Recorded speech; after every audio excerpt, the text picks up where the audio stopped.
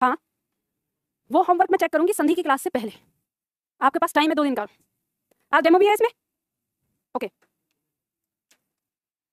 अब आपको अफसोस हो रहा होगा कि मैं तो काम करके लेके आया हूँ, मैम चेक नहीं कर रही। चलो अच्छी बात है, मतलब अभी सोच रहे हैं मैं तो बच गया और जो नहीं करके आया वो पिट जाए। स्कूल वाली आदत गई नहीं है अभी। बताओ बताओ क्या प्रॉब्लम्स है। अभी तुम यहीं अटके पड़े हो कि प्रसिद्ध में द पूरा है कि ध पूरा है, ये तो मुझे पूछना चाहिए आपसे। क्या? हाँ जी, उस हिसाब से क्या जो इस किताब में लिखा है उस हिसाब से क्या होना चाहिए? पूरा ध पूरा होना चाहिए और आपके हिसाब से आधा होना चाहिए। तो किताब की बात मान लो, ठीक है। जब हमने इसको इस तरह से लिखा है और मैंने आपको एक तरीका बताया था कि जब भी किसी वर्ण के अंदर आपको छोटा सा नन्ना सा मुन्ना सा नीचे लटका हुआ जो वर्ण दिखाई दे वही वर्ण हमारा क्या होता है? पूरा होता है। और जो इसमें बड़ा विशाल सा दिखाई दे रहा है वो आधा है। उसी को वो गोद में लिए हुए है, बस आपको देखने में लग रहा है वो। समझ गए?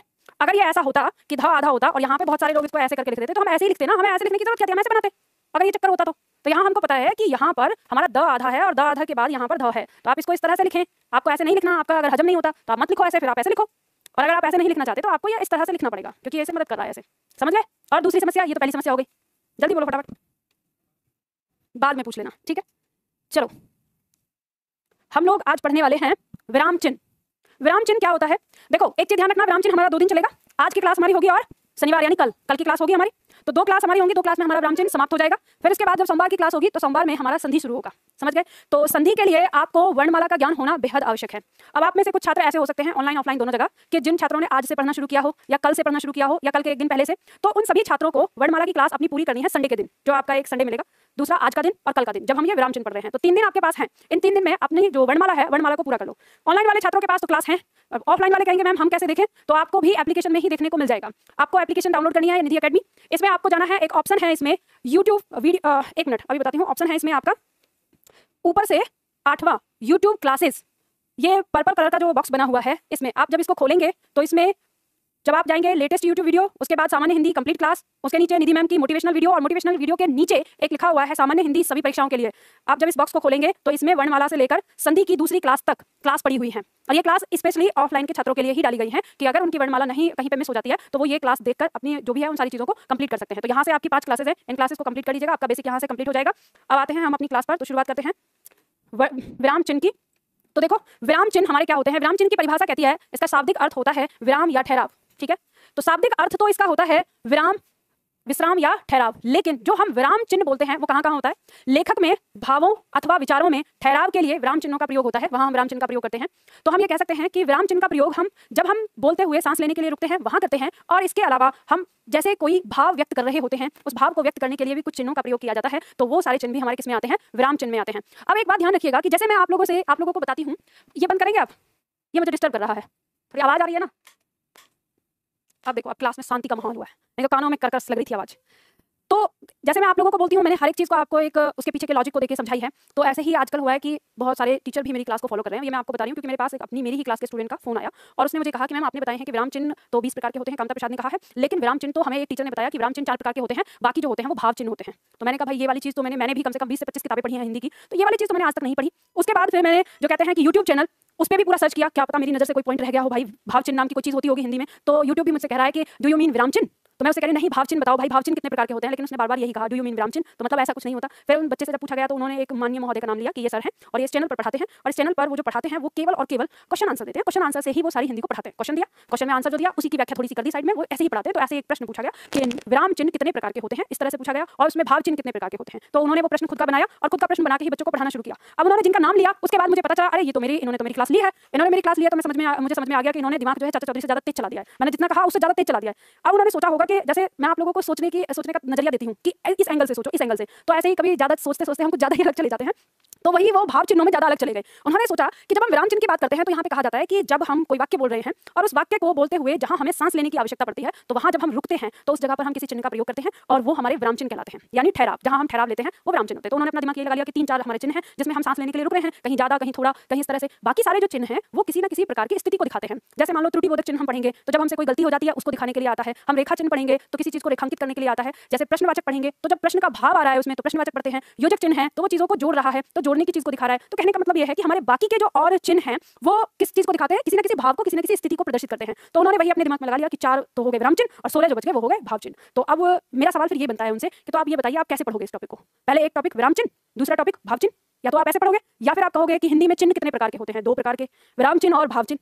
भाई जब आप किसी चीज को बता रहे हो तो पूरा बताओ ना, शुरुआत लो उसकी कि आप कहां से कैसे आ रहे हो, तभी तो आप चीजों को समझाओगे। तो इसलिए आप सब लोगों को मैं ये क्लियर इसलिए कर रही हूं कि इस तरह की चीज, क्योंकि आप लोगों की आदत है एक टीचर से पढ़ के दूसरे टीचर के पास ये देखने जाना कि मैंने जो पढ़ा है वो सही है कि गलत, आप जाते ही हो। और जब आप उसके पास जाते हो तो वो जो चीज पढ़ा रहा है आपके दिमाग में डाउट जरूर बनता है कि मेरे पास जो ज्ञान है वो सही है या गलत। तो उसको समझने के लिए अब मेरे सामने ये सिचुएशन आई तो मैंने आप लोगों को बता दिया कि ऐसा कुछ भी नहीं होता है। आज तक की किताबों में कहीं पर भी भाव चिन्ह नाम की कोई चीज नहीं है। अब हम बात करते हैं कि अगर किसी ने भी ये चीज ली है तो उसने अपने दिमाग में क्या सोचा। उसने अपने दिमाग में ये सोचा, हमने यहाँ पे एक बात कही है कि लेखन कार्य में भावों अथवा विचारों में ठहराव के लिए हम विराम चिन्ह का प्रयोग कर रहे हैं। तो ये बात ध्यान रखिएगा कि हम भावों के लिए परिभाषा खुद बताती है कि विराम चिन्ह हम किसको करें, कि लेखन में जो भाव है उसको प्रदर्शित करने के लिए अथवा विचारों में जो ठहराव है उसको प्रदर्शित करने के लिए। तो आपकी परिभाषा में स्पष्ट रूप से लिखा हुआ है, तो इसलिए हमें अदरवाइज नहीं जाना है और ना ये लेना कि ये गलत हो जाएगा वो गलत हो जाएगा। तो परीक्षा में कोई नहीं पूछने वाला आपसे कि भाव चिन्ह होता है कि नहीं, क्योंकि ये किसी भी किताब में आज तक कहीं पर भी नहीं लिखा हुआ है। तो अगर किसी ने अपने मन से प्रश्न बना दिया तो आप उसको गोली मारो, ठीक है।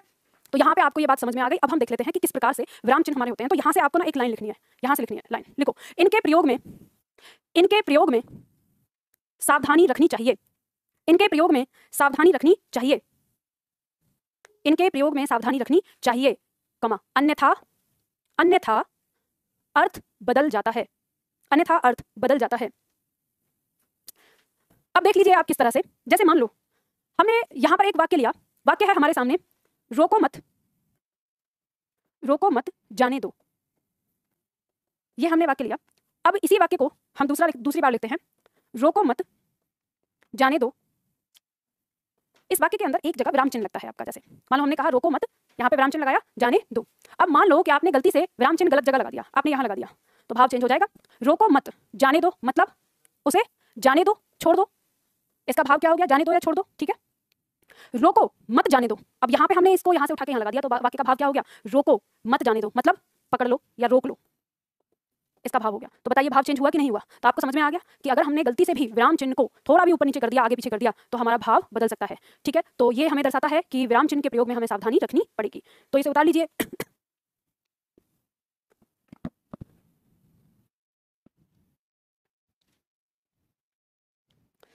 ऑनलाइन में छात्र पूछ रहे हैं मैम टॉपिक वाइज टेस्ट कहाँ से देना है। बेटा जो आपकी क्लास है जिसमें लिखा होता है सभी कक्षाएं पीडीएफ और एक्सरसाइज, तो उसी बॉक्स में जब आप जाते हैं तो यहाँ वीडियो की क्लास है, ये वीडियो है, यहाँ नोट्स है आपका और यहाँ पर एक्सरसाइज है। तो यहाँ जैसे ही आपका टॉपिक समाप्त होता है, जिस दिन आपका टॉपिक समाप्त होगा उसी दिन आपका टेस्ट यहाँ पर आपको दिख जाएगा। और अगर आपको टेस्ट यहाँ पर नहीं भी दिखता है तो जो आपका नोट्स है उस नोट्स के टॉपिक के तुरंत बाद आपको टेस्ट पेपर दिए हुए हैं, तो वहाँ पे आप देख सकते हैं, ठीक है। चलो ये बात समझ में आ गई, मिटा दूँ।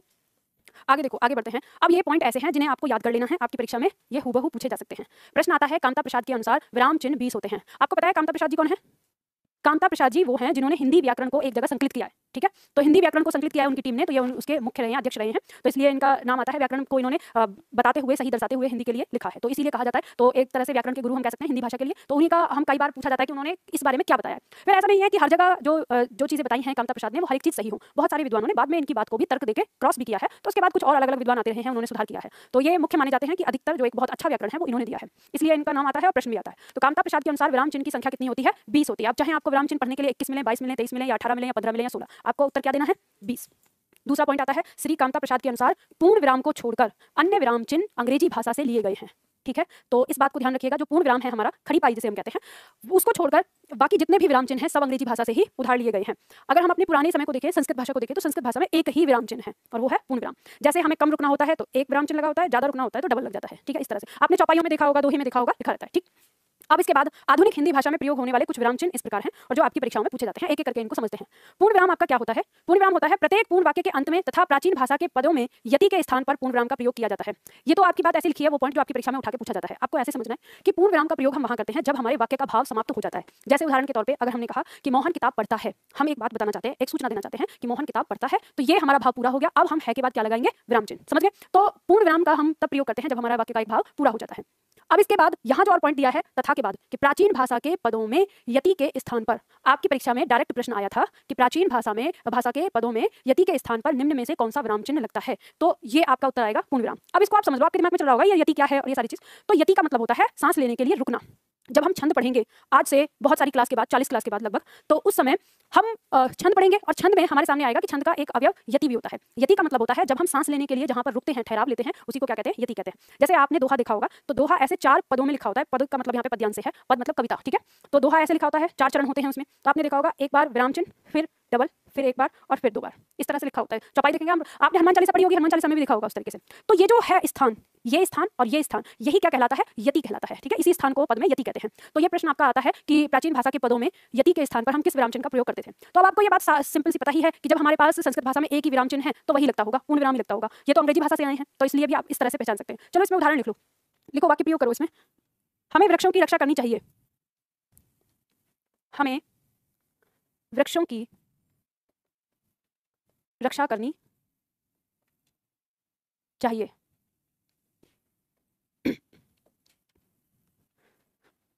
एक चीज ध्यान रखना, अगर आप 2 पेन का इस्तेमाल कर रहे हैं तो जिस विराम चिन्ह को पढ़ रहे हैं उसको दूसरे कलर से लगाएं, ठीक है, जिसको भी पढ़ रहे हैं। और अगर आप एक पेन से लिख रहे हैं तो इसको रेखांकित कर दें, ठीक है। इससे आपको पता चलेगा कि आप कौन सा विराम चिन्ह इसमें पढ़ रहे हैं। एक वाक्य जो हमारा होता है, किसी किसी वाक्य में हम एक से अधिक विराम चिन्ह देखते हैं, लेकिन हम जिसको पढ़ेंगे हम उसी को रेखांकित करेंगे। ये बात समझ में आ गई? ये बहुत सरल है, इसमें कुछ ऐसा नहीं जो आपको समझ में आए। अब आते हैं हम दूसरा उपविराम पर।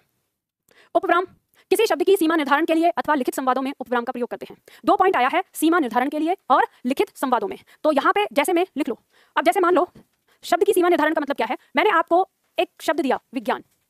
अगर मैंने आपसे कहा कि विज्ञान शब्द पर आपको निबंध लिखना है, तो आप क्या लिखेंगे? विज्ञान के फायदे, विज्ञान क्या होता है, विज्ञान के फायदे, विज्ञान से नुकसान क्या है, ये सारी चीज लिखेंगे। लेकिन अगर मैं आपसे ये कह दूं कि यहाँ पे हमने लगाया विज्ञान एक वरदान, तो अब आप इसके नुकसान लिखेंगे? नहीं, आप इसके फायदे ही लिखेंगे, क्योंकि इस एक वरदान शब्द के साथ इस चिन्ह ने मिलकर इसे क्या कर दिया? निर्धारित कर दिया इस शब्द की सीमा को, ठीक है। तो यहाँ पर प्रयोग करते हैं। दूसरा पॉइंट है संवादों के साथ। संवाद का मतलब होता है डायलॉग। डायलॉग कैसे लिखे जाते हैं? जैसे मान लो हमने लिखा यहाँ पर जया, जया बोल रही है, तुम मेरे घर कब चलोगी? प्रश्न है तो प्रश्नवाचक लगाएंगे। सीमा, अब सीमा कहती है जिस दिन मेरी छुट्टी होगी।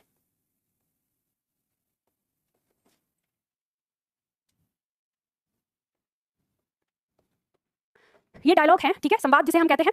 तो जया कह रही है तुम मेरे घर कब चलोगी, सीमा उसे बता रही है जिस दिन मेरी छुट्टी होगी। तो ये दोनों लोग आपस में बात कर रहे हैं और ये जो हमने जो फॉर्मेट लिखा इसको हम कहते हैं संवाद, ठीक है। हिंदी में संवाद कहते हैं, इंग्लिश में डायलॉग कहते हैं। तो इन्हीं के बीच में हम इसका प्रयोग करते हैं, ठीक है, इस तरह से। अब इसके स्थान पर हम दूसरे विराम चिन्ह का भी प्रयोग करते हैं, लेकिन उस विराम चिन्ह का वो विराम चिन्ह है कौन सा? तो जब वो विराम चिन्ह आएगा हम फिर से इसको पढ़ेंगे। अभी पहले हम इतना जान लेते हैं कि डायलॉग में हमारा कौन सा विराम चिन्ह है? उपविराम, ठीक है। मिटा दूं इसको, बता लो। अभी जब मैं विराम चिन्ह पढ़ा रही हूँ आपको, उस समय आप तभी क्या हुआ? अरे तो फैन चलाओ, दोनों में से कोई एक चीज चलाओ, या तो फैन या एसी। नहीं पता चलेगा, अभी मैं बंद कर दूं, फिर 2 मिनट में कहोगे कि अब गर्मी लग रही है। अब एसी बंद हो गया ना, थोड़ी देर में मौसम नॉर्मल हो जाएगा। मिटा दूं इसको। चलिए, अब इसके बाद आते हैं हम पॉइंट नंबर 3 पर। ध्यान रखिए, अब आपकी परीक्षा में प्रश्न किस तरह से आते हैं। यहाँ विराम चिन्ह से, विराम चिन्ह से आपकी परीक्षा में पूछ सकता है कि अर्धविराम किसे कहते हैं। नीचे 4 ऑप्शन में वो विराम चिन्ह दिए होंगे, उनमें से छांटना होगा। आपसे कह सकता है कि जहां पर संवाद लिखे जाते हैं वहां किस विराम चिन्ह का प्रयोग किया जाता है, ये पूछ सकता है। तो और भी जब भी आपसे पूछेगा, वाक्य प्रयोग करके आपको वाक्य देकर और आपसे कहेगा कि निम्न में से वह कौन सा वाक्य है जिसमें विराम चिन्ह का सही प्रयोग हुआ है या विराम चिन्ह का सही प्रयोग नहीं हुआ है, ऐसे दे देगा 4 ऑप्शन। तो आपको हर तरीके से इस चीज को ध्यान में रखना है, ठीक है।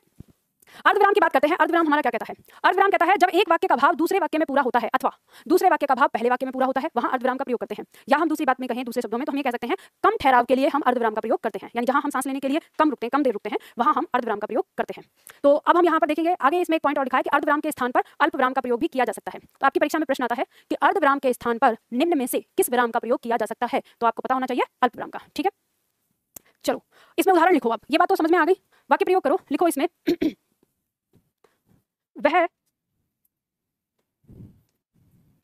कल नहीं आएगी, वह कल नहीं आएगी क्योंकि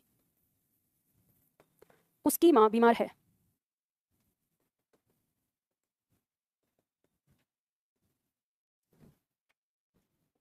देखो ध्यान रखना, मैंने यहां पर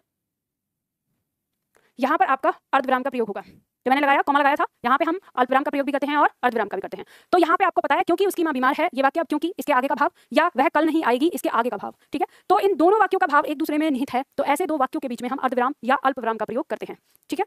ये लिख लीजिए इस तरह से। और दूसरा, जैसे अगर हम देखें तो इसमें दूसरा पॉइंट आ सकता है कि जहां पर हमारा समुच्चयबोधक शब्द होता है। समुच्चयबोधक शब्द कौन सा? जैसे तथा, एवं, किंतु, परंतु, लेकिन, इसलिए, क्योंकि, ऐसे शब्द जो होते हैं उनके पहले हम अर्धविराम का प्रयोग करते हैं, ठीक है। इस तरह से आप कर सकते हो।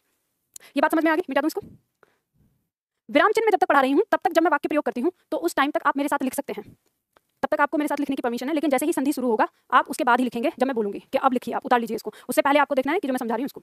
यहाँ पर अब हम बात करते हैं अल्पविराम की। अल्पविराम का क्षेत्र व्यापक है। व्यापक का मतलब क्या हो गया? व्यापक का मतलब हो गया कि यह बहुत बड़ा है और कई अलग अलग जगहों पर लगता है। यानी हमें बहुत सारी जगह तो ये पता होंगी कि यहाँ पे अल्पविराम का प्रयोग करते हैं, बहुत सारी जगह ऐसी होंगी जो हमें पता भी नहीं है कि यहाँ पे अल्पविराम का प्रयोग लगेगा। ठीक है, तो वही हम देखेंगे। सबसे पहला पॉइंट हमारा आ रहा है। पहला पॉइंट हमारा कह रहा है कि जब वाक्य में दो से अधिक समान पद आए हों और उनमें संयोजक शब्द भी कौन सा? और, तथा, एवं, व, ये जो हमारा होता है, इन चारों शब्दों का अर्थ एंड होता है, जो आप एंड कहते हो। ठीक है, ये या तो लगा हो या इनकी गुंजाइश हो, उस स्थान पर अल्पविराम का प्रयोग किया जाता है। अब जैसे देखो, इसको आपको समझना है वाक्य प्रयोग करके, ऐसे समझ में नहीं आएगा तो लिखो इसमें। वाक्य लिखते हैं हम, दीपू एक सच्चा ईमानदार, दीपू एक सच्चा ईमानदार, निडर और मेहनती,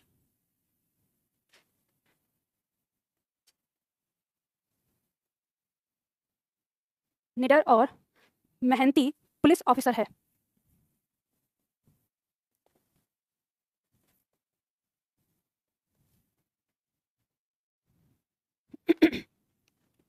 लिख लिया?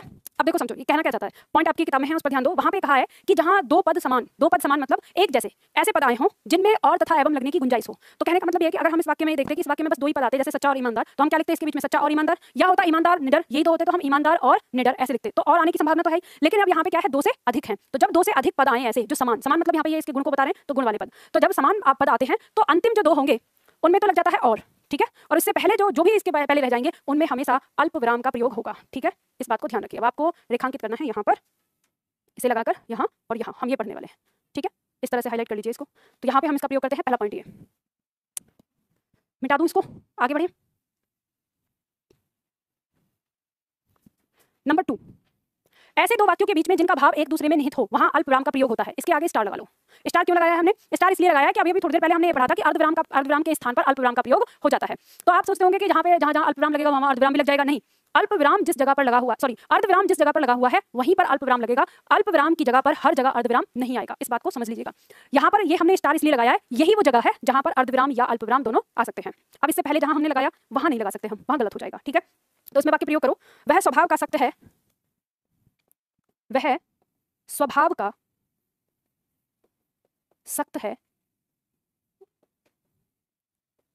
यह मैं अच्छी तरह जानता हूं।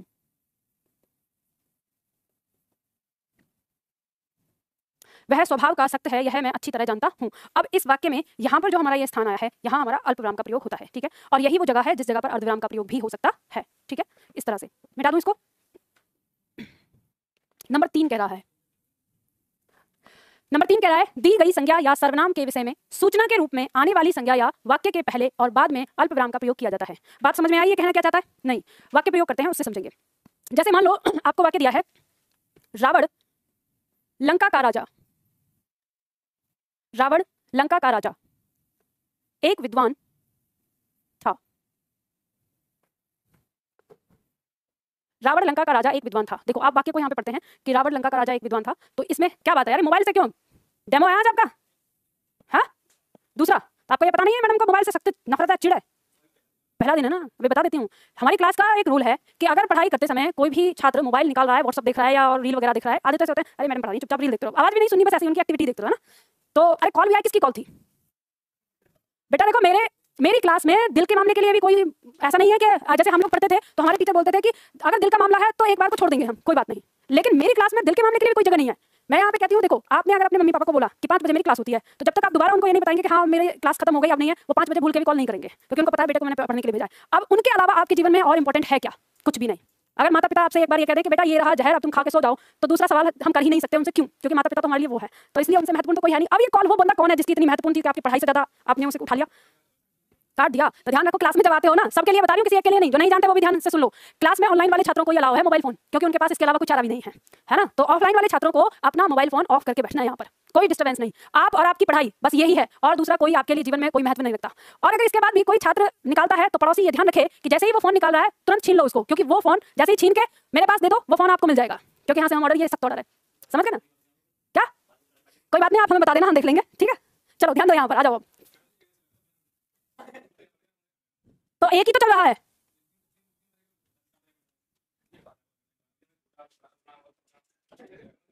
कोई बात नहीं, आराम से पढ़ो। वैसे आपके साथ थोड़ी सी समस्या है, आप दोबारा क्लास करना, ठीक है। 1 साल का टाइम दिया गया है, आप समझने की कोशिश करो। देखो आपने अभी जो डायलॉग मारा है ना, ये डायलॉग ऐसा है कि एक तो आपको तैरना नहीं आता और ऊपर से आप हाथ पैर चलाना नहीं चाहते। तो आप कह रहे हो कि एक तो पहले तो मुझे तैरना नहीं आता और मैं तो हाथ पैर नहीं चलाऊंगा, मेरे बस की नहीं है। क्यों नहीं चलाओगे भाई? क्योंकि मैं थक जाता हूँ। अरे यही बात तो कह रही हूँ ना, कि जो मैं कह रही हूँ उसको तो कहो, यहाँ पे करो। मैं आपको हाथ पैर चलाने की बात कर रही हूँ कि पानी में आप हो तो पानी में आपको अपने हाथ पैर चलाते रहना है। अब तैरना आना एक दिन में तो नहीं आएगा ना, समझ गए? तो आप एकदम से ऐसे कर दिया, हाँ मैं तो कुछ समझ में नहीं आ रहा, सारे एक जैसे लग रहे हैं। पहली चीज तो मैंने कितनी बार कहा है कि आप अपनी लोकल जो भाषा है उसको यहाँ मत लेके आया करो, यहाँ आपको हिंदी पढ़नी है। फिर आप कहोगे अरे मैडम जी हम तो ऐसे ही बोलते आए हैं, हमको इससे ज्यादा आती नहीं। तो सीखो, मैडम को तो सुन रहे हो ना बोलते हुए, तो सीखो और समझने की कोशिश करो। तो मजाक वाली चीज नहीं है, ये मैटर जो चल रहा है सीरियस मैटर है। वो बात अलग है कि मैं आपको मजाक वाली टोन में समझाने की कोशिश कर रही हूँ। तो आप जिस तरह से बैठे हैं ना, आपके बैठने की पोजीशन ये बता रही है कि आपको कुछ लेना देना नहीं है, हाँ? तो कमर की हड्डी जो है वो, रीढ़ की हड्डी वो बिल्कुल सीधी होनी चाहिए, दोनों पैर आगे जैसे सही तरीके से, पीछे नहीं आ रहा है इस तरह से। आपको यही नहीं पता कि कैसे बैठ के पढ़ना है, हाँ? तो ये तो देखो वो उस छात्र के लिए है जिसका ध्यान पढ़ाई पे है। अब इन्होंने अपने आप ही कह दिया हमें तो 4 बता दिया, मैं तो समझ में नहीं आ रहा कौन सा विराम कहाँ चल रहा है। इनका ये कहना ही पता है क्या बता रहा है, इन्होंने पूरी क्लास को डिस्टर्ब कर दिया ये बात कहके। और क्लास को तो डिस्टर्ब किया ही किया, आपको ये नहीं पता कि आपके इस डायलॉग ने मुझको कितना डिस्टर्ब किया, इसका अंदाजा नहीं है आपको। क्योंकि ये वाली चीज, ये बात हो गई वही ढक के 3 बात। अब मैं आपको क्या कह सकती हूँ कि बेटा आपके बस की नहीं है पढ़ना। क्यों? क्योंकि आपको मैं वर्णमाला की क्लास से देखती आ रही हूँ, आपके प्रश्न, आपके जो आप मुझसे सवाल जवाब करते हैं, वो सारी चीज ये सब साफ साफ ये बता रहे हैं कि आपको पढ़ना नहीं है, आपका मन पढ़ाई में नहीं लगता। बताओ मुझे, मैं झूठ बोल रही हूँ क्या? अब इस चीज को ये मतलब खूब लगता है, अगर ये वाली बात होती तो एक बात ध्यान रखना, इस क्लास में आपसे भी ज्यादा कम हिंदी जानने वाले छात्र हैं, पर वो एक बार प्रयास कर रहे हैं, अभी तक किसी ने नहीं कहा कि हमें समझ में नहीं आ रहा। पहली चीज तो एक बात ये जान लो, जिस जगह आप यहाँ आके बैठे हो ना, ये वो जगह नहीं है जहां पर मैं आपको इन चीजों को इतनी बारीकी से बताऊं कि जो छोटे बच्चों वाली चीज होती है। और अगर इस जगह पर निधि मैडम आपको वो छोटी चीज भी बता रही हैं तो ये सम्मान करना सीखो कि इतनी छोटी छोटी चीज। वरना आप मार्केट में जाओगे ना, टीचर आपको कहेंगे हम आपको यहाँ पे पहली दूसरी की क्लास पढ़ाने नहीं बैठे, आप कंपटीशन के लिए उतरे हो यहाँ पर। आप अपनी स्थिति देखो, आप कंपटीशन के लिए यहाँ पे बैठे हुए हो जॉब पाने के लिए, और आप उस चीज को नहीं, अब अगर आप विराम चिन्ह नहीं समझ सकते तो बेटा आप और क्या समझोगे ये बताओ? तो विराम में मैंने ऐसी कौन सी टेढ़ी खीर बताई है कि जो आपको समझ में नहीं आई?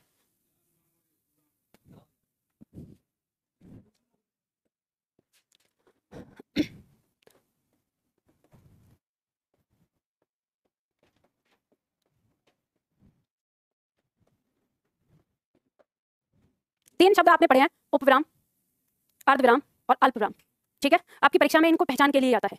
अर्ध का मतलब होता है आधा, तो आप ये कह सकते हो इसमें आधा रूप इसका है और आधा रूप इसका है। तो जहां अर्धविराम आ जाए तो समझ लेना एक बिंदी और घुंडी, इस तरह से उसको क्या बोलोगे आप? अर्धविराम, ठीक है? जब अल्पविराम, इस अल्पविराम को आप कहते हो अंग्रेजी में कॉमा। क्या कहते हो? कॉमा। तो कॉमा ही समझ लो कि अल्पविराम क्या है? कॉमा। और ये जो उपविराम है, इस उपविराम को हम विसर्ग के जैसा जानते हैं, ठीक है? उप कम महत्वपूर्ण या विराम में कम, जहां हम कम ठहराव के लिए रुकते हैं। इसके आपकी परीक्षा में ये तीनों, इन तीनों में से ये दोनों यही पूछे जाते हैं कि विराम चिन्ह की पहचान क्या है, उपविराम कौन सा है, अर्धविराम कौन सा है। तो मैंने आपको बताया, आपको ये याद रखना पड़ेगा क्योंकि इनकी शकल ऐसी है, इस शकल वाले को ये कहते हैं, इस शकल वाले को ये कहते हैं और इसको ये कहते हैं। आपको ये याद रखना पड़ेगा, ठीक है? अब मेरे पास कोई गुट्टी नहीं है कि मैं आपको पिला दूं और याद हो जाएगा, तो आपको अपना दिमाग लगाना पड़ेगा, ठीक है? ऐसा हो सकता है, ठीक है? तो देखो मैं तो बोलती हूँ हिंदी, तो हिंदी में बोलती हूँ, अब ऐसा तो नहीं मैं फारसी बोल रही हूँ, तो आपको समझने की कोशिश करनी पड़ेगी। देखो वैसे मैं सच बताऊँ आपको, बात ऐसी नहीं है। इनका जो भाव है ना, इनका जो हाव भाव है वो रहता ही ऐसा है, नहीं समझने वाला, नहीं समझते कर लो क्या करोगे। मैं आपको कहती हूँ, मैं जिस जगह पे खड़ी हूँ मैं सबकी चीज़ों को समझती हूँ, मुझे सब समझ में आता है। आप अकेले पहली बार स्टूडेंट नहीं हो मेरे सामने, मेरे पास बहुत सारे तरह के आते हैं, वैरायटी मिलती है मुझे हर बैच में। तो पर मेरा पेशेंस जो खुदा है ना, जैसे अब मैं बहुत ज़्यादा चिड़ी चिड़ी बातें बोल रही हूँ, बहुत ज़्यादा ऐसी बातें जो मन में लगे, जो चोट करें, मैं ऐसी बातें बोल रही हूँ। इसलिए बोल रही हूँ क्योंकि वर्णमाला से लेकर अभी तक के आपके हर प्रश्न पे ना आपने मुझे ऐसा प्रश्न किया है जिस प्रश्न को आपको स्वयं समझना चाहिए था, वो समझाने लायक नहीं है, वो अपने आप समझा जाता है। और वो आपके प्रश्न मुझे बताते हैं कि आप किस स्तर के छात्र हैं। सच्ची बात ये है, ऐसा नहीं होता है। आपका प्रश्न बता देता है कि आप कितना समझ पा रहे हैं और कितना नहीं। मैंने आपको पहला पॉइंट ये बताया, पहले दूसरे के बाद तीसरा पॉइंट हमने कहा कि दी गई संज्ञा या सर्वनाम के विषय में सूचना के रूप में आने वाली संज्ञा या वाक्य के पहले और बाद में अल्पविराम का प्रयोग किया जाता है। आपकी परीक्षा में एग्जामिनर ये देखिए आपसे पूछ लेगा कि उसमें किसका प्रयोग किया जाता है, कि बाद में किसका प्रयोग किया जाता है। ये आपको पूरी पंक्ति दे दी जाएगी। अब आप इसको नहीं समझ पाए, इसमें क्या इसने कहा ये आप नहीं समझ पाए, तो आप इसको समझोगे कैसे? जब मैं वाक्य में आपको उसको लगा कर दिखाऊंगी। तो इसके लिए मैंने वाक्य लिखा है और अब इसको समझो। इसने हमसे कहा कि दी गई संज्ञा या सर्वनाम के विषय में सूचना के रूप में आने वाली संज्ञा या वाक्य, उसके पहले और बाद में हम अल्पविराम का प्रयोग करते हैं। अब यहाँ पर वाक्य है रावण लंका का राजा एक विद्वान था। अगर मैं आपसे ये पूछूं कि इस वाक्य के अंदर कितनी बात को सूचित किया गया है, तो इसमें आपको ये सूचित किया गया है कि रावण एक विद्वान था। अब इसमें लंका का जो राजा है वो किस चीज को दर्शा रहा है? रावण की विशेषता को बता रहा है, मतलब ये बता रहा है कि हम किस रावण की बात कर रहे हैं। तो ये जो यहाँ पर आया है लंका का राजा, ये जो संज्ञा है ये बता रहा है कि रावण, हम किस रावण की बात कर रहे हैं। तो यही बात कही है, ये एक संज्ञा है, इस संज्ञा के विषय में सूचना के रूप में आई हुई संज्ञा यानी लंका का राजा। अब हमें इन दोनों के दोनों तरफ कॉमा का प्रयोग करना होता है। ये हमारा क्यों करना होता है? क्योंकि ये बाकी वाक्य से क्या हो जाए, अलग हो जाए, ठीक है? ताकि हम ये बात कर सकते हैं रावण एक विद्वान था, हम इस वाक्य को ऐसे ही लिख सकते हैं, लेकिन यहाँ दिया रावण लंका का राजा। अब हमें पता चल गया कि लंका का राजा जो यहाँ पे शब्द आया है, ये शब्द इस रावण के लिए है, इस वाक्य में सूचना के तौर पर उसका कोई लेना देना नहीं है। इसमें दूसरा वाक्य लिखो। अब ये तो है हमने 2 शब्द या 3 शब्द लिखे। कई बार ऐसे वाक्य भी होते हैं जिनमें पूरा का पूरा वाक्य ही लिखा होता है। जैसे उदाहरण के तौर पर लिखो सुभाष, सुभाष, इसके बाद कॉमा लगाओ और लिखो जिनके विषय में जिनके विषय में तुम कल बात कर रहे थे,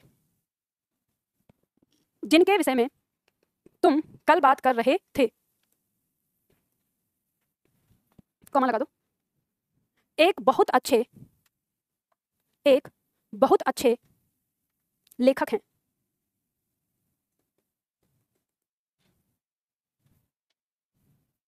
मैंने जो डॉट डॉट किया है इसकी जगह पूरा वाक्य है, ठीक है।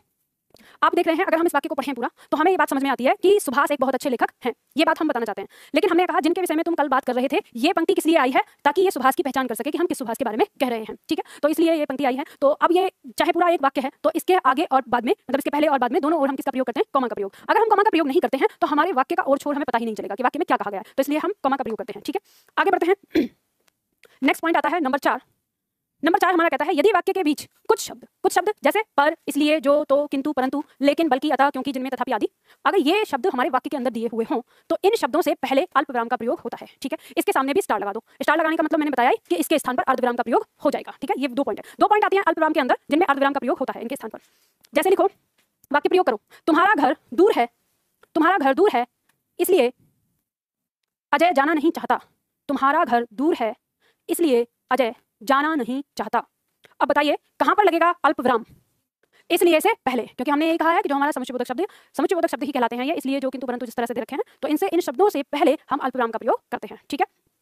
नेक्स्ट पॉइंट आता है हमारा पॉइंट नंबर 5। किसी व्यक्ति को संबोधित करते समय अल्पविराम का प्रयोग किया जा सकता है। वाक्य प्रयोग करो इसमें, देखो, जैसे जया एक गिलास पानी देना,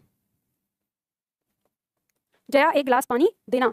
अब यहाँ पे हमने पुकारा किसको है, जया को, तो जया को पुकारा है तो होना क्या चाहिए था, विस्मयादिबोधक चिन्ह होना चाहिए था, क्योंकि जब हम किसी को पुकारते हैं तो विस्मयादिबोधक चिन्ह का प्रयोग करते हैं। लेकिन यहाँ पे हमारा पॉइंट कह रहा है कि जब हम किसी को संबोधित कर रहे हैं तो उसके तुरंत बाद हम कॉमा का प्रयोग करते हैं। तो ये आपका लेटेस्ट आ गया, यहाँ से आपकी परीक्षा में प्रश्न आता है कि संबोधन करते समय हम विस्मयादिबोधक के स्थान पर अन्य किस चिन्ह का प्रयोग कर सकते हैं। तो संबोधन के लिए है ये केवल, अब ये मत सोचना कि जहां जहां विस्मयादिबोधक चिन्ह होगा वहीं पे, केवल संबोधन के लिए। तो हम ये भी कह सकते हैं कि संबोधन कारक जो हमारा होता है उस कारक के तुरंत बाद हम कॉमा का प्रयोग कर सकते हैं। अब यहाँ पर विराम चिन्ह दोनों में से आपको कोई एक करना पड़ेगा, या तो आप विस्मयादिबोधक लगाइए या फिर आप कॉमा लगाइए, ठीक है। ये बात समझ में आ गई। चलो आगे बढ़ते हैं। अगला पॉइंट आता है आपका कुछ शब्दों के स्थान पर अल्पविराम का प्रयोग किया जाता है। कुछ शब्द ऐसे भी हमारे होते हैं, मतलब ये अल्पविराम, हमने पहले ही कहा कि अल्पविराम का क्षेत्र क्या है, व्यापक है। इतना बड़ा क्षेत्र है तो हम कई सारी चीजों पे पढ़ रहे हैं। अब ये जो हमारा चिन्ह है ये इतना ज्यादा बड़ा है, या कहें कि इतना ज्यादा महत्वपूर्ण है कि कई बार शब्द के स्थान पर भी आ जाता है। जैसे हम उदाहरण देखें, यहाँ पर हमने कहा कि वह जहां जाता है कॉमा लगाएंगे, बैठ जाता है।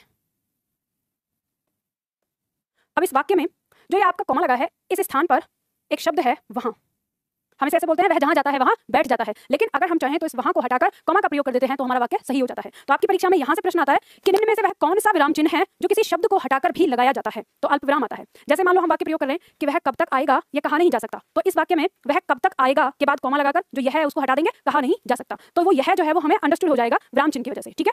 हाँ जी, हाँ, नहीं कुछ नहीं लगेगा, कोई सा भी नहीं लगेगा। अगर मान लो आपने कॉमा हटा के वहां लिख दिया, ना तो पूर्ण विराम लगेगा ना कॉमा लगेगा, ठीक है, कुछ नहीं लगेगा। क्यों नहीं लगेगा, क्योंकि आप इसका उच्चारण करिए, वह जहां जाता है वहां बैठ जाता है। आप रुके कहीं, आप कहीं रुके नहीं ना, तो विराम चिन्ह में हम इसको इसलिए तो पढ़ रहे हैं अल्पविराम को, क्योंकि इसका प्रयोग थोड़े ठहराव के लिए किया जाता है, थोड़े ठहराव के लिए। तो जब हम इस वहां को हटाते हैं तो हम इसे कैसे पढ़ते हैं, हम पढ़ते हैं वह जहां जाता है।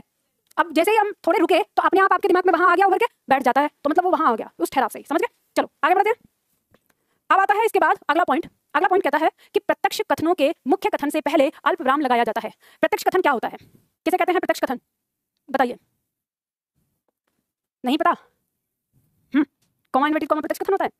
डायरेक्ट स्पीच समझते हो, डायरेक्ट स्पीच समझते हो तो अब आगे याद है, डायरेक्ट और इनडायरेक्ट, प्रत्यक्ष और अप्रत्यक्ष। तो डायरेक्ट स्पीच को ही हिंदी भाषा में प्रत्यक्ष कथन कहते हैं। कभी कभी तो मन खुश हो जाता है आप लोगों की अंग्रेजी भाषा का ज्ञान देखकर, तो है ना, कि हिंदी नहीं जानते पर अंग्रेजी जानते हैं। चलो अंग्रेजी भी क्या खुश होते होंगे कि कुछ भी कर लो तुम, कुछ चीज तो ऐसी है जो तुम हमारी वजह से जान पाओगे, है ना। तो प्रत्यक्ष कथन समझ में आ गया, आपके बात मत भूलना। तो जब हम डायरेक्ट स्पीच यानी जब किसी वाक्य को लिखते हैं जो हमारा प्रत्यक्ष कथन में लिखा गया है, तो पहले हम लिखते हैं, उसके बाद समझेंगे कहां पर हमारा अल्पविराम लगता है। लिखते हैं, जैसे हमने वाक्य लिखा, वैज्ञानिकों ने कहा पानी अमृत है, इसका बचाव करो।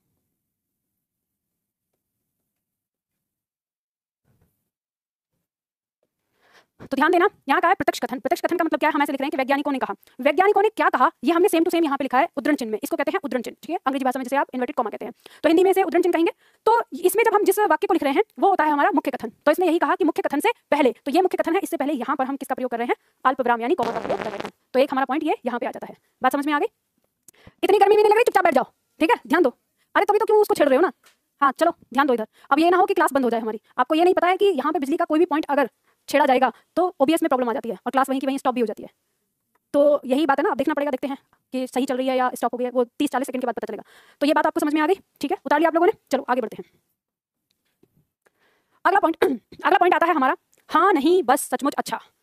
हाँ नहीं बस सचमुच अच्छा जैसे शब्दों से शुरू होने वाले वाक्यों में इन शब्दों के बाद अल्पविराम का प्रयोग किया जाता है। जैसे उदाहरण के तौर पर देखते हैं हम, देखो वाक्य, जैसे हमने कहा बस इतनी छोटी सी बात थी,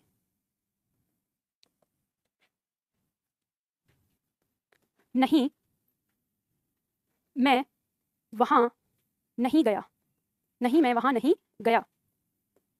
इसके बाद जैसे अच्छा तो मैं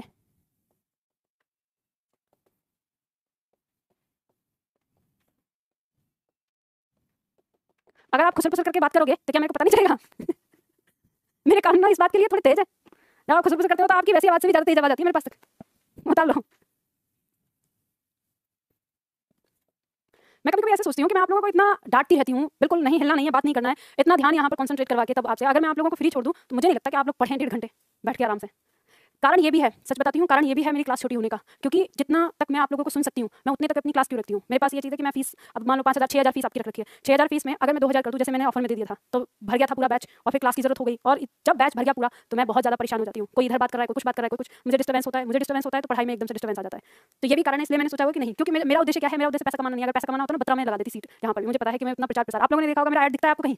कुछ नहीं, आप लोग मेरे पास आते हो चल के, मेरा ऐड मेरे छात्र ही हैं। आपको किसी भाई ने बताया होगा, किसी दीदी ने बताया होगा, या आपने यूट्यूब पे जाकर सर्च किया तो वहाँ पे वीडियो दिख गई तो पता चला कि हाँ मैम पढ़ाती हैं। मेरा कहीं आपको ऐड नहीं मिलेगा देखने को, क्योंकि मैं पैसा खर्चा नहीं करती। जब मैं ऐड करना शुरू कर दूँ तो मेरे पास यहाँ पे भीड़ हो जाएगी और मुझे लगता है कि मेरी क्वालिटी खराब हो जाएगी, जिस वजह से आप लोग मेरे पास आए हो वो चीज़ भीड़ में मैं नहीं दे पाऊंगी। फिर मेरा भी उद्देश्य उन टीचरों की तरह हो जाएगा कि आपसे पैसा ले लिया, सिलेबस जल्दी से खत्म करो, उस वाली सीट का बच्चा आपस में क्या बात कर रहा है क्या नहीं कर रहा है कोई मतलब नहीं है, यहाँ पे बस अपना ध्यान दो, फोकस करो, बस पढ़ाना है और ये सारी चीज़। लेकिन मेरा उद्देश्य ये रहता है कि आप लोग मेरे सामने बैठे हो तो सीख के जाओ कुछ चीज़। देखो ध्यान दो, हमने वाक्य लिखा है बस इतनी छोटी सी बात थी, नहीं मैं वहां नहीं गया, अच्छा तो मैं वहां अवश्य जाऊंगा। हमने यहाँ पर देखा कि जो शब्द है बस, इसके तुरंत बाद, इससे शुरू हो रहा है हमारा वाक्य, तो इस शब्द के तुरंत बाद हमने कॉमा का प्रयोग किया। नहीं, इससे वाक्य शुरू हो रहा है तो हमने तुरंत बाद कॉमा का प्रयोग किया। अच्छा, इससे वाक्य शुरू हो रहा है तो हमने तुरंत कॉमा का प्रयोग किया। ठीक है, यही हमारा पॉइंट कह रहा था कि हाँ नहीं बस सचमुच अच्छा जैसे शब्दों से यदि वाक्य की शुरुआत होती है तो इन शब्दों के तुरंत बाद हम अल्पविराम का प्रयोग करते हैं। ठीक है, चलो अब आगे बढ़ते हैं। Point number 5।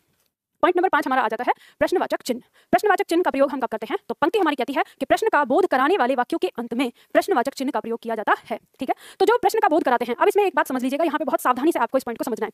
जैसे हम कभी इसको पढ़ते हैं तो हमारे दिमाग में जब हम वाक्य को देखेंगे तो वाक्य को देखने के बाद एक चीज उभर के आती है कि जो प्रश्नवाचक शब्द होते हैं, अगर किसी वाक्य में प्रश्नवाचक शब्द प्रयोग में आ रहा है तो हम ये मान लेते हैं कि इसमें प्रश्न है और हम उस वाक्य के अंत में प्रश्नवाचक चिन्ह लगा देते हैं। तो अब आप ये जो आपने बचपन में जानने के लिए पढ़ा था इसको समझ लो ठीक से। ऐसा जरूरी नहीं होता कि प्रश्नवाचक शब्द आपका वाक्य में लगा हो और उसमें प्रश्नवाचक चिन्ह लगाया ही जाए। प्रश्नवाचक चिन्ह तब लगाया जाता है जब जिस वाक्य का उत्तर देने का मन हो। कहने का मतलब यह है कि आपने कोई वाक्य पढ़ा और उस वाक्य से जब आप वो प्रश्न दे रहा है तो प्रश्न का उत्तर भी होता है, तो आपके दिमाग में उसका उत्तर जानने की जिज्ञासा रह जाए, वही वाक्य हमारा क्या होगा? प्रश्नवाचक होगा। जैसे मान लो हमने कहा, इसके नीचे लिख लो, उदाहरण में लिखो, मेरे दादाजी कल कहाँ गए थे। मेरे दादाजी कल कहाँ गए थे। अभी आपके मन में जिज्ञासा है, ठीक है, तो आप उत्तर जानना चाहते हैं। अब मान लो अगर हमने मेरे की जगह ना लगा के ऐसे ही पूछा कि मम्मी दादाजी कल कहाँ गए थे, तो वहां पे मम्मी जी उत्तर देंगी। ठीक है, तो यहाँ पे हम पूछ रहे हैं कि मेरे दादाजी कल कहाँ गए थे, हमारे अंदर जिज्ञासा है इस चीज को जानने की, तो यह वाक्य हमारा क्या है? प्रश्नवाचक वाक्य है। तो इसके अंत में हम क्या लगाएंगे? प्रश्नवाचक चिन्ह लगाएंगे। ठीक है, एक और वाक्य इसमें लिख लो, दरवाजे पर कौन व्यक्ति खड़ा है। दरवाजे पर कौन व्यक्ति खड़ा है। अब बताइए, इस वाक्य के अंदर आपको उत्तर जानने की इच्छा हो रही है और अगर हम देखें तो इसका उत्तर आ सकता है कौन खड़ा है, मोहन, सोहन, रोहन, कोई भी हो सकता है। तो इस वाक्य के अंत में हम किसका प्रयोग करेंगे? प्रश्नवाचक का प्रयोग करेंगे। ठीक है, प्रश्नवाचक चिन्ह का। अब ऐसा भी कभी हो सकता है कि आपका वाक्य प्रश्नवाचक उसमें शब्द हो ही ना और आपका वाक्य फिर भी प्रश्नवाचक हो। जैसे अगला पॉइंट दिया हुआ है, प्रश्न के भाव वाले वाक्यों में प्रश्नवाचक चिन्ह लगाते हैं। अब प्रश्न के भाव वाले वाक्यों में क्या? जैसे मान लो आपसे कोई प्रश्न करता है कि तुम पढ़ रहे हो। आपने सुना होगा इस तरह का प्रश्न, जैसे तुम पढ़ रहे हो।